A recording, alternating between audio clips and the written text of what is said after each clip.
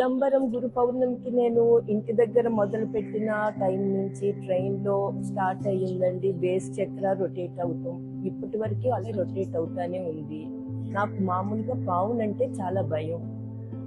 ఇంటి దగ్గర కూడా లాన్లోకి వెళ్ళే ముందు పాము ఉందా లేదా అని చూసుకుని వెళ్ళే అంత భయం అండి.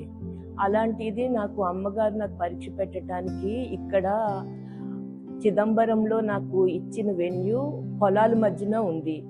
చుట్టూ పాండ్స్ మొక్కలు అన్నిటితో ఉంది.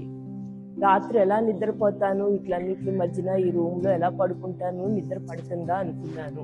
కానీ అసలు ఏమాత్రం ఇబ్బందులు లేకుండా చక్కగా నిద్ర పట్టింది, భయం అన్నది పోయింది. అది అమ్మగారు నాలో ఉన్న బ్లాకేజ్ని తీసేయటానికి నాకు ఇచ్చిన పరీక్ష అని నాకు ఇక్కడికి వచ్చిన తర్వాత తెలిసింది. పాము అంటే ఉన్న భయం పోయింది.